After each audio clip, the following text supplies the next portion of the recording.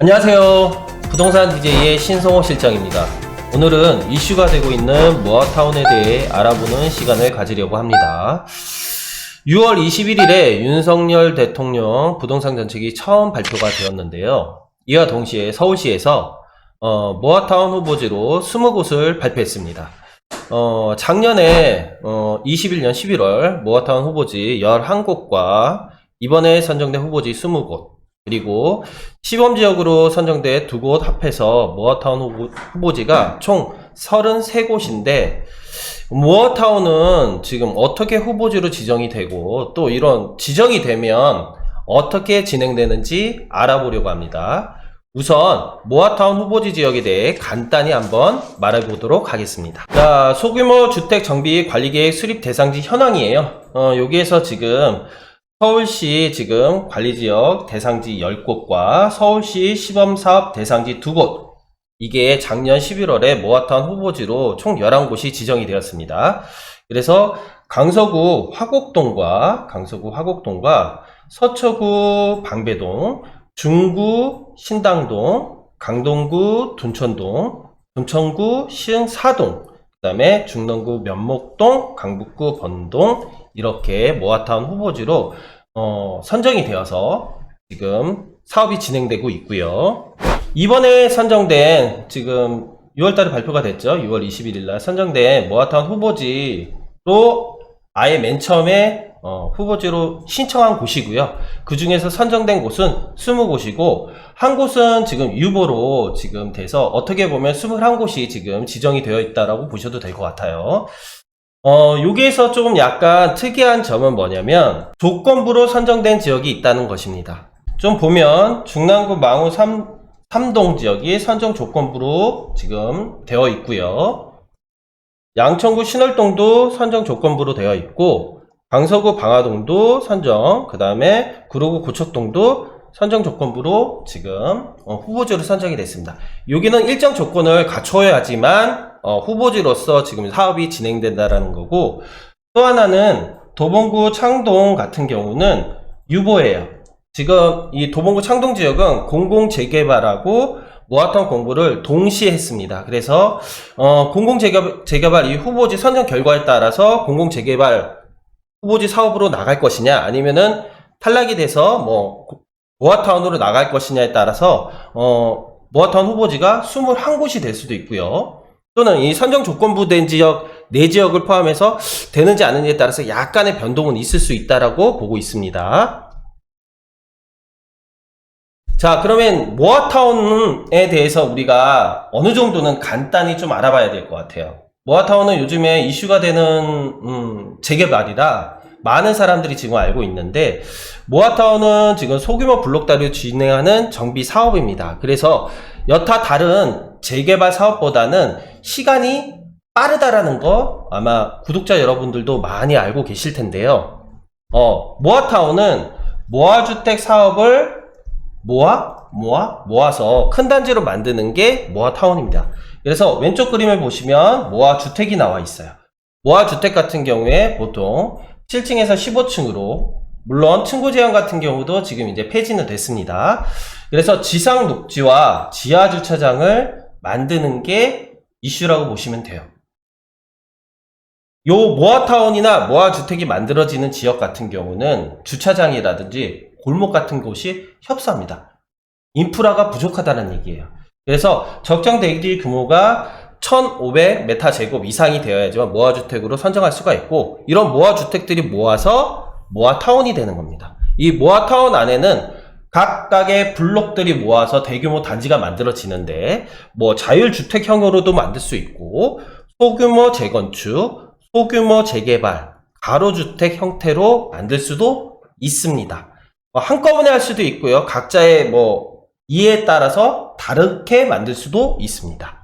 모아타운의 장점에 대해서도 좀 알아봐야 되겠죠. 일반적인 재개발 사업보다는 시간이 많이 단축되는데, 시에서 얘기하는 거는 보통 4년을 얘기하고 있습니다. 그런데 보통 시행이 좀 지연되거나, 아니면 조합이 설립되는 데 같은 경우에 좀 지연이 되거나, 아니면 단위 계획을 세울 때 같은 경우에 문제가 발생할 수도 있잖아요. 이런 걸 좀 감안한다라고 하면 보통 생각하는 게 5, 6년이라고 지금 보고 있는데 일반 재개발이 보통 10년에서 15년이라고 생각을 한다라고 하면 반 정도로 단축된 거기 때문에 이것도 무척 빠르다라고 볼 수 있습니다. 그래서 사업 단계가 간소화돼서 빠른 사업이 진행이 가능하다는 게 모아타운의 강점입니다.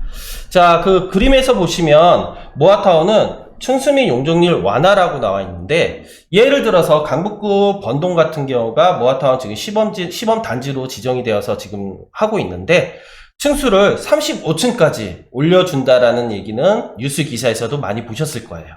용적률도 종상량을 통해서 많이 받아주게끔 했고 지하주차장 통합 설치 허용 어느 지역에서 들어가더라도 블록 단위로 돼 있더라도 지하주차장은 공통으로 사용할 수가 있기 때문에 일반 대규모 우리 아파트 단지를 만든 것처럼 편안하게 사용할 수가 있습니다.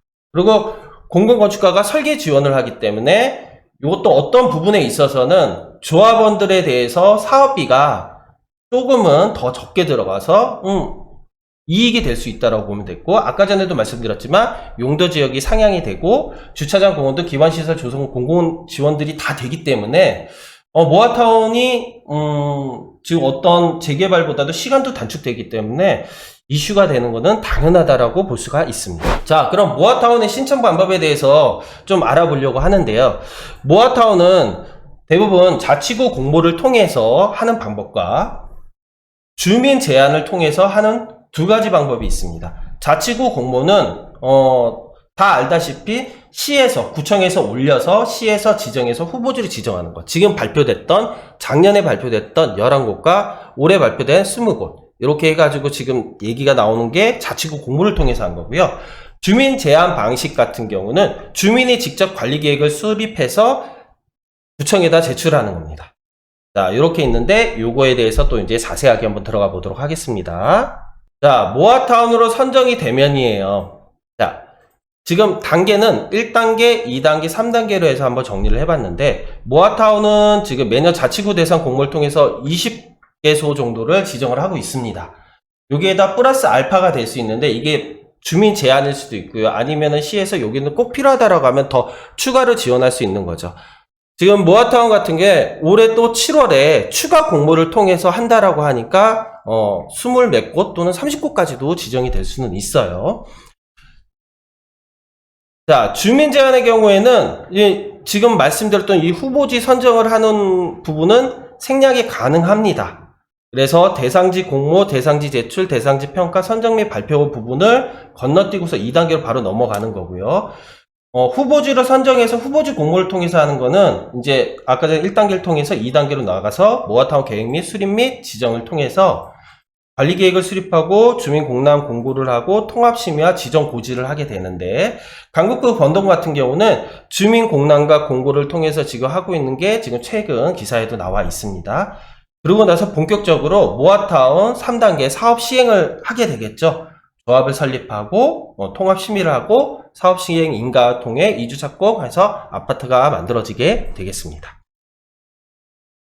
자, 요거를 조금 자세하게 들어가 본다라고 하면 자치구 공모 같은 경우는 모아타운 대상지를 우선 구청에서 찾고요. 시에서 허가를 해준 다음 후보지로 선정된 후에 구청장이 소규모 관리계획을 수립하게 되어 있어요. 이 소규모 관리계획을 수립하는데 보통은 지금 9개월에서 1년 정도를 지금 보고 있습니다. 그래서 서울시 도시재생 심의위원회에서 국토부 장관을 통해서 소규모 관리지역 지정 고시가 되면 본격적으로 모아타운이 시행된다라고 보시면 될 것 같고요. 주민 제한 방식 같은 경우는 모아주택, 우리가 아는 가로주택 정비사업 같은 조합 설립을 해야 되는데 조합 설립하는데 조합원들 또는 주민의 동의율이 80% 이상, 토지 소유자의 3분의 2 이상이 동의를 해야지만 되고요. 이런 조합이 1개 내지는 2개 정도가 만들어지고 아니면 면적으로 봤었을 때 10,000제곱미터 이상의 블록에서 조합이 하나 만들어진다든지 추진위가 만들어져서 이거를 신청을 합니다. 근데 또 한계가 있다고 보시면 돼요. 소규모 관리계획 수립을 자치구 공모에서는 구청장이 요거를 관리계획을 수립해서 일명 그러니까 정부에서 해주는 건데 소규모 관리계획 수립을 주민 제한 같은 경우는 주민들이 직접 해야 돼요. 여기서 비용이 발생하는 부분들이 있고요. 이 비용이 한 2억 이상 정도 들어가는 건데 과연 이 소규모 관리계획 수립을 하는 이 비용을 아직 후보지로도 선정이 안 됐는데 조합원들이 하는 거에 대한 부분에 대한 의문이 있고요. 그래서 여기에서 시간이 좀 많이 걸릴 수도 있을 수도 있기 때문에 문제의 여지는 좀 많아 보입니다. 어찌됐든 이 부분이 해결이 된다라고 하면 서울시 도시재생심의위원회 국토부 장관에서 똑같이 소규모 관리 지역 지정 고시를 한 다음 모아타운 사업을 시행하게 됩니다.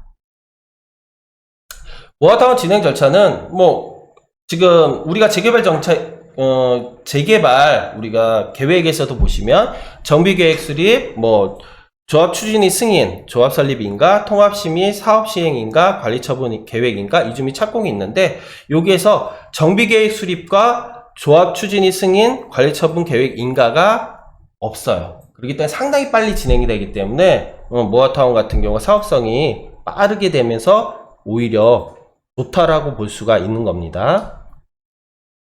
자, 그러면은 그 예에 대해서 한번 얘기해 보도록 하겠습니다. 주민 제안을 통해서 지금 자양사동 같은 경우는 모아타운을 하려고 하고 있습니다. 그래서 지금 지도에서도 보시면은 알겠지만 각 블록마다 지금 1-1구역부터 1-7구역까지 지금 조합을 설립하려고 하고 있어요. 그래서 빠르게 지금 주민들이 본격적으로 지금 하고 있고, 그래서 1-1구역과 1-5구역과 1-6구역 같은 경우는 지금 증변 동의서를 받아서 지금 조합을 설립하려고 하고 있습니다. 이게 된다라고 하면 말 그대로 이제 구청에다 이걸 제안할 거고요. 구청에다 제안을 하고 나서 그러면 관리 계획을 이제 조합원들이 해야 되겠죠. 이럴 때 시에서는 가만히 있는 건 아닙니다. 시에서는 자문은 해줘요. 대신에 이제 비용은 지원을 안 해주기 때문에 조합이 설립되는 것도 시간이 걸리긴 하겠지만 빠르게 이 금액을 모아서 관리계획을 수립할 수 있는지, 그래서 후보지로 되는지 같은 경우에 약간의 의구심은 들고요. 오히려 이 방법보다는 저는 생각하는 게 7월 달에 이제 다시 서울시에서 추가 공모를 한다라고 하니까 추가 공모에 빠르게 이 동의율 같은 경우도 아마 구청에서도 알고 있을 거예요. 빠르게 한다라고 하면 오히려 후보지로 빠르게 선적이 되는 게 낫지 않을까 싶습니다. 자, 자치구 공모의 예예요.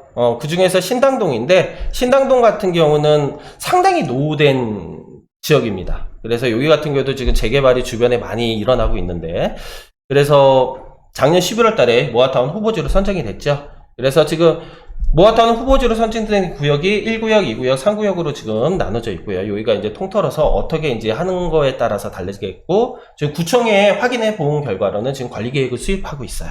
그래서 관리계획이 아마 올해 말 정도쯤에 이제 어느 정도 윤곽이 이제 드러난다라고 하면 조합에 대해서 지금 동의서도 지금 동시에 지금 걷고 있거든요.